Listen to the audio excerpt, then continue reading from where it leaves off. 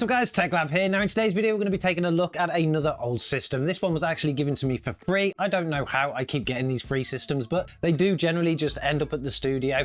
It is a filthy little system, but inside of it is a 6th generation Intel. So I thought we'd take this opportunity to do a bit of a catch up on Intel 6th gen. So for those of you who are new to the channel, for a while now, we've actually been doing a bit of a tech catch-up because I actually had a big break in building PCs, particularly across many generations. It was about a 10-year break. And now and again, we like to do a bit of a catch-up on technology. So it's really good when somebody actually gives us an old machine. This one actually came from a friend's house. I actually helped them do a bit of an upgrade to a machine that they had, and they gave me the old one as a kind of thank you for doing that, really. It is a reasonably old system and it wasn't a gaming PC. It was actually doing something else. I'm not quite sure. It was some kind of server or something like that. But inside we do have a 6th generation Intel processor. The system is actually a bit of a mess. We've got lots of dust in here. It is one of the dustiest systems that I've actually had in. And I know a lot of people will look at this and say, we've had much more dustier than that. But for me, I generally have had a lot of clean machines in here. The fans are actually not very good at all. There's a lot of dust on them here. So at some point we're going to have to actually do a bit of a cleanup there. But let's generally walk through what is actually included in here. Now we are missing a few parts in this system, as you can tell. I'm pretty sure you can see which bits are actually missing. We don't have a graphics card. They were actually using the onboard with the processor, so we'll need to do something about that. And of course it doesn't have a power supply, so we will have to do something about that too. But what it does include is a little tiny micro ATX H110 motherboard. So that is a very basic 6th/7th generation Intel board, but it will get the job done. We have 2 sticks of 8 GB of HyperX DDR4, so that's a total of 16 GB. So that's actually not too bad. That's going to be good when we actually start doing some gaming on it.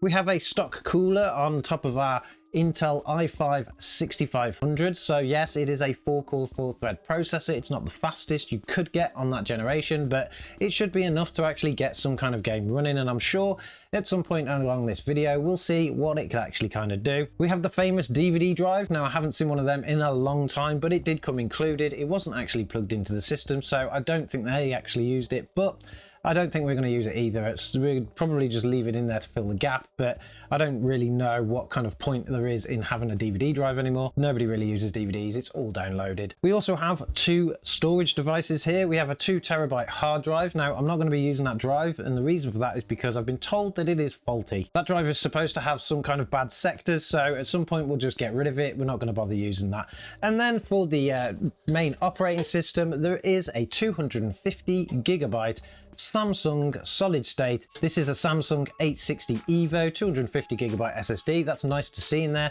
and I'm sure it will house our operating system perfectly fine. Of course, we will need to actually complete this system so that we can actually try and game on it. I'm not actually going to clean it at all. I'm just going to leave it in the exact state it is, and maybe in a future video we'll actually give it a bit of a makeover and we'll make it look even better. But for now, I'm just going to make sure that it works. We'll put some extra parts in it and we'll see if we can actually get some games running. To complete this system, I'm going to be using a number of parts. This is going to be one of them.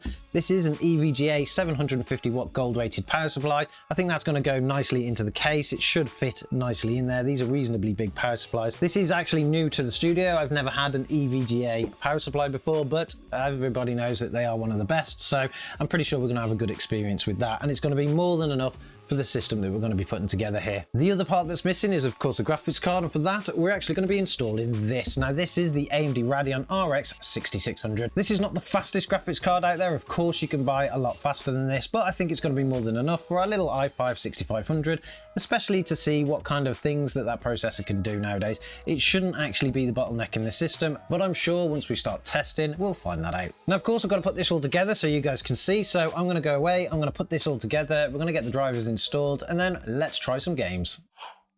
So we've got the system up and running, and it is a bit of a pig's ear. I've completely left the case the way it was. We've got the graphics card installed, we've got the power supply installed, and they're about the cleanest things in there. I did get absolutely dusty from playing inside this machine, so at some point we're going to have to definitely clean it up.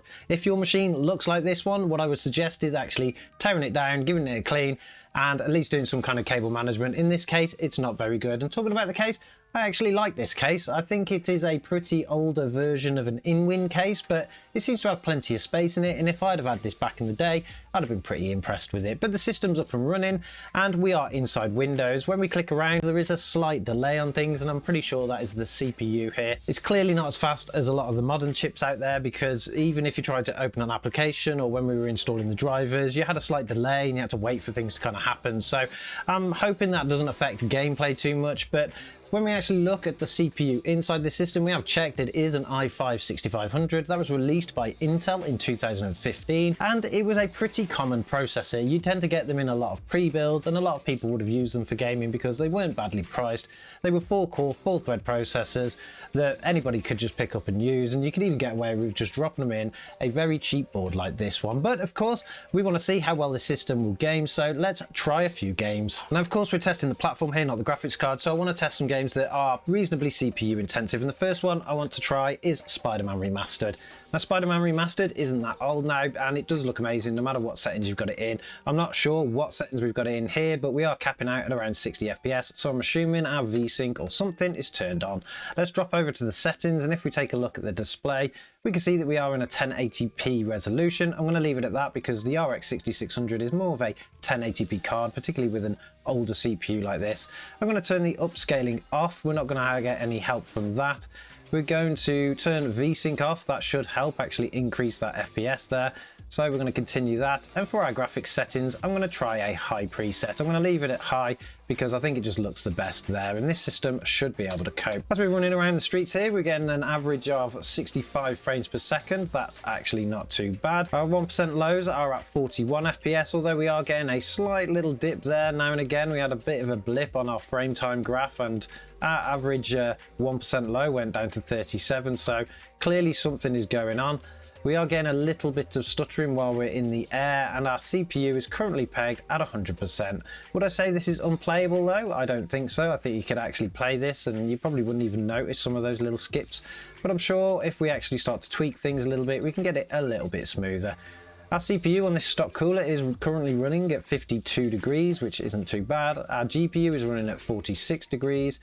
And of course, out of both the GPU and the GPU is pretty much bored, whereas the CPU doesn't understand what it's doing. So we are getting a bit more stuttering here actually, the more built up it gets to. So let's just drop back out.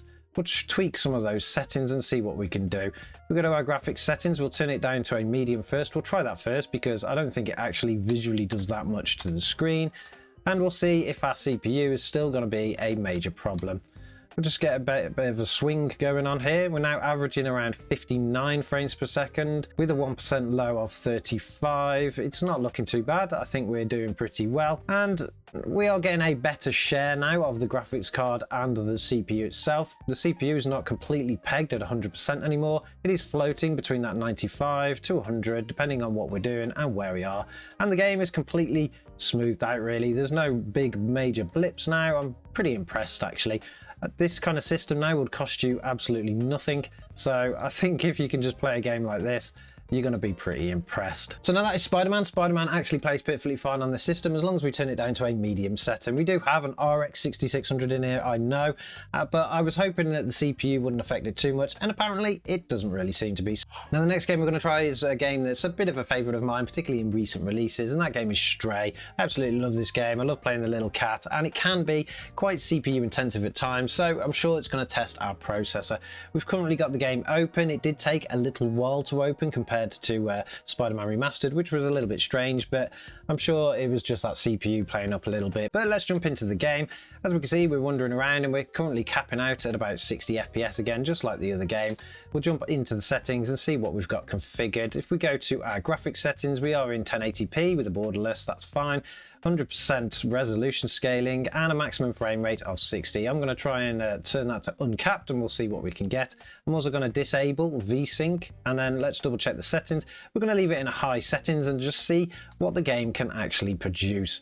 Jump back into the game now, and as you can see, we're currently getting an average of 98 frames per second. That's actually pretty decent for this system, and the CPU isn't maxed out. We've currently got a CPU utilization of around 83% with the graphics card reaching around 99. So in actual fact, this little combination here in this game doesn't seem to create any kind of real bottleneck between the two, so that's actually pretty decent. We're using half of the 8 gigabytes of VRAM for the graphics card, so that's not too bad. We've got plenty of room to go, and we're still currently getting an average well over 100 frames per second. At 1% lows are not looking as good. They're currently running around 50, so that's about half of the average frame rate we're getting, and it's okay. It's not too bad, to be honest, but it might affect the smoothness of your gameplay later on. Let's try and see if we can get something a little bit more demanding. We are down some alleys at the moment, and there's not a lot that it can actually really produce, so let's see if we can get the little kitty higher into the map. We've now gone a little bit higher in the map so we can see a lot more things, and the stuttering is a little bit more now. We do get a little bit of stuttering, particularly if we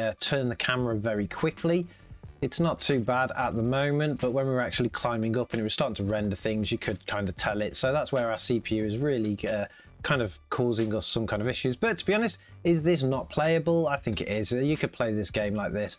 If you did limit the frame rate with a bit of VSync, you're going to get a very smooth picture, as well as bringing those 1% lows up. So I think you're going to get a pretty decent gaming experience from this.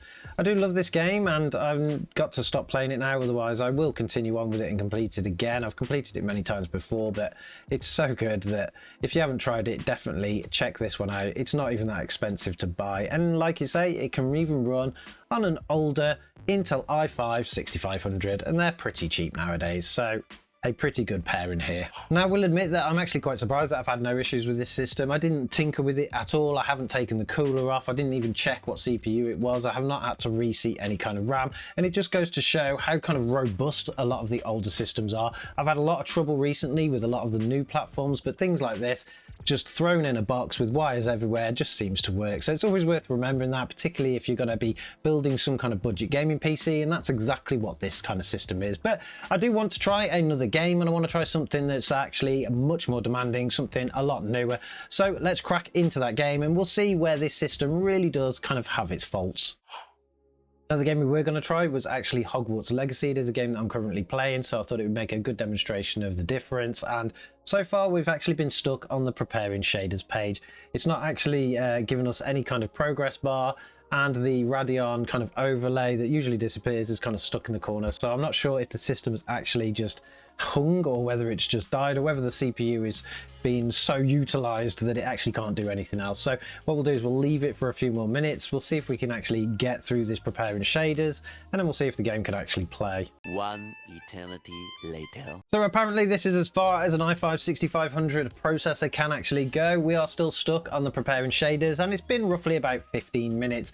I have actually closed it all down, restarted it back up again. It gets to the exact same point, and it just locks up just like that. Of course, this CPU is not supported by the game anyway, so it shouldn't be any kind of surprise, but it's quite interesting to see where things do have their kind of limits, to be honest. I've not had a CPU that hasn't started any game in a long time, so it's been really interesting for me to see. I don't want to just end this system here though. I've got lots of plans for it. I do want to do a bit of an upgrade and of course get it out of this case. So if you guys have a system that looks just like this and you want to actually make it look a little bit more modern and fresh, and you don't know how to do it, make sure you hit that subscribe so you can catch those videos. Let me know in the comments below if you have an i5 6500 or anything from this kind of generation. Do you get the same issue, or did you manage to get past this on kind of modern games like Hogwarts? And I'm sure, as always, we'll catch you guys in the next one.